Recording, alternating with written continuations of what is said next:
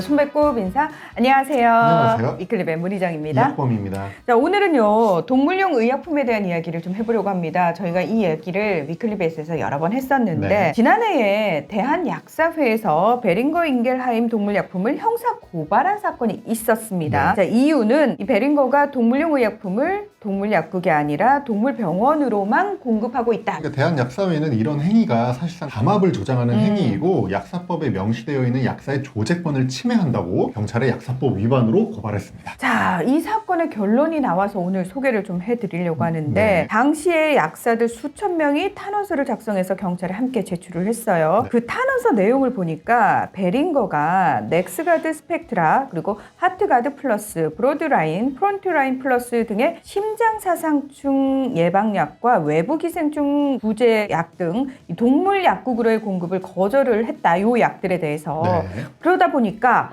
약국의 조제, 투약 행위에 막대한 지장을 초래하고 있다. 이렇게 얘기가 돼 있어요. 그러면 진짜 저 궁금해서 그러는데 실제로 공급이 정말 안 되는 거예요? 네, 공급이 안 되는 게 맞습니다. 이 베링거 인겔하임에서 해당 약들을 동물병원으로만 공급하고 있습니다. 이유가 있을 거 아니에요? 네, 이유가 있습니다. 사실은 이 대한약사회나 또 대한동물약국협회 이런 약사단체에서 베링거 측에 동물약 공급을 요청한 게 이번이 처음이 아니에요. 네. 예전부터 뭐 공문도 보내고 연락도 하고 여러 차례 요청을 했었는데요. 그때마다 베링거가 공급하지 않는 이유를 설명을 했습니다. 이유는 매우 심플합니다. 해당 약들은 동물병원에서 반려동물의 진료 및 처방에 따라 사용되는 제품들이고 동물의 건강을 증진하고자 동물용 의약품의 안전한 유통을 위한다. 즉 동물용 의약품이 안전하게 올바르게 사용되기 위해서는 반드시 수의사가 동물을 진료한 뒤에 수의사의 처방에 따라서만 사용되어야 한다. 이게 이유입니다. 어쨌든 약을 연구하고 만들어내는 회사 측에서 네. 이거는 수의사의 어떤 진료 다음에 처방돼야 되는 약이기 때문입니다라고 얘기를 하니까 네. 헛되한 얘기처럼 들려요. 네. 사실 사료나 간식도 아니고 약이기 때문에 수의사 판단에 따라서 사용돼야 한다. 뭐 당연한 얘기죠. 맞습니다. 자, 그런데 이 탄원서 내용을 보면요. 넥스가드 스펙트라의 처방전이 약국에 접수됐는데 약이 없어서 조제 투약이 불가능하다. 이런 지적도 나오고 있거든요. 맞아요. 네. 처방전은 수의사의 진료 후에 발행되는 거니까 네. 이 경우에는 처방전 들고 가서 저 이 약 처방받았으니까 주세요. 이거는 아무 문제가 없잖아요. 맞습니다. 다만 수의사 처방제에 약사 예외 조항이 없다면 이 지적이 이제 말이 됩니다. 자, 저희가 잠깐 잊고 있었어요. 네. 수의사 처방제 약사 예외 조항. 여기서 나오는군요. 맞습니다. 언급된 그 넥스가드 스펙트라 같은 심장사상충 예방약 성분들이 모두 수의사 처방 대상 성분으로 지정이 되어 있습니다. 네. 그러니까 사람 약으로 치면은 반드시 의사의 진료를 받아서 처방전을 받아서 약국에서 사는 이제 전문 의약품이라는 거죠. 네. 하지만 수의사 처방제 약사 예외 조항이 있기 때문에 이런 수의사 처방대상 약들도 처방전 없이 약국에서 그냥 판매하고 보호자가 바로 구매해도 불법이 아닙니다. 그러니까 애초에 이 약은 처방전이 지금 필요 없는 약이란 얘기죠. 처방대상 약이지만 약국에서는 처방전 없이 팔아도 문제가 없는 약입니다. 따라서 처방전이 접수됐는데 약 공급이 안 돼서 약이 없어서 조제 투약이 불가능하다는 주장은 일단 앞뒤 자체가 맞지 않는 얘기입니다. 아니 그러니까 간단히 얘기하면은 네. 뭐 약사 예외 조항 때문에 그냥 애초에 처방전 상관없이 그냥 팔 수 있는 약이다 그렇죠. 이거잖아요. 그러니까 결국 베링거가 이 약들을 약국으로 공급하면은 처방전 없이 그냥 판매돼요. 아무런 문제가 없다. 이거잖아요. 맞습니다. 그래서 이번 이 주장에 약사회가 처방전이 접수됐는데 약이 없어서 못 판다고 주장이 나왔잖아요. 네. 그러니까 이거에 대해서 아니 저렇게 주장을 할 거면 수의사 처방제 약사 예외 조항을 먼저 없애자라고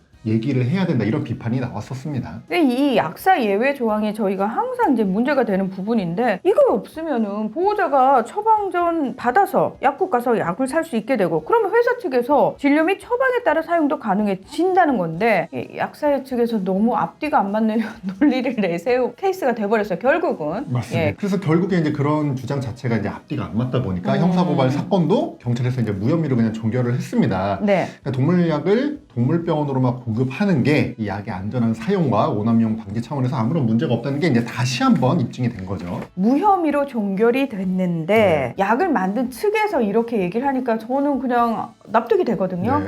그런데 지금 합본 대표가 다시 한 번이라는 표현을 했어요. 네. 그러니까 과거에도 이런 사례가 있었다는 얘기인데 네. 저희가 위클립에서도 소개를 해드린 적이 있습니다. 맞습니다. 심장사상충 예방약을 동물병원으로만 공급하고 동물약국으로는 이제 공급 요청을 거절했던 이 벨벳이라는 회사에 대해서 공정거래위원회가 약국에도 공급을 해라. 시정 명령을 내렸는데 네. 이 벨벳이 시정 명령을 이제 받아들이지 않고 시정 명령 취소 소송을 낸 적이 있습니다. 이게 대법원까지 갔고요. 네. 결국에 대법원에서는 이거 부당한 거래가 아니다라고 판결을 받은 적이 있습니다. 이게 2018년이거든요. 네. 결국에 동물병원으로만 공급하는 게 아무런 문제가 없다라고 이미 대법원 판례가 있었습니다.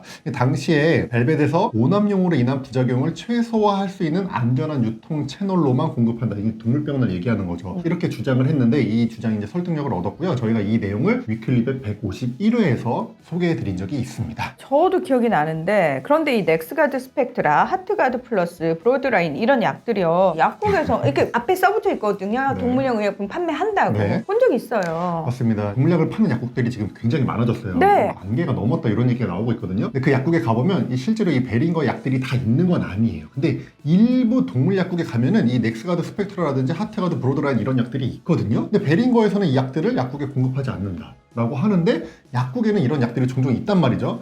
이거는 이제 추정컨대 아마 음성적인 경로를 통해서 약을 구했을 수밖에 없다고 이제 추정이 됩니다. 근데 따라서 약사 단체에서 베링거에 약을 공급해라 라고 주장을 하기 전에, 요청하기 전에 일부 동물 약국에서 어떻게 업체가 정식으로 공급하지 않는 약을 구해서 팔고 있는지 이거를 먼저 좀 조사를 해볼 필요가 있지 않나 생각이 됩니다. 근데 저는 여기서 궁금한 게 그렇게 뭐 음성적으로 구했든 어쨌든 간에 이런 약들을 동물 약국에서 처방전 없이 판매해도 아무 문제가 없는 거잖아요. 맞습니다. 약사 예외 조항이 있기 때문에 처방 대상 동물용 의약품이지만 그냥 팔아도 그냥 사도 아무런 문제가 없는 상황입니다.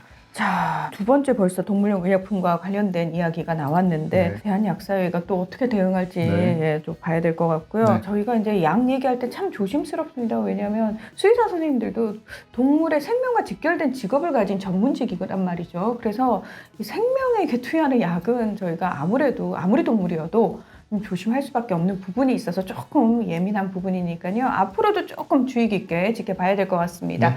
오늘 위클리벳은 여기서 마무리하겠습니다. 함께해 주셔서 고맙습니다. 감사합니다.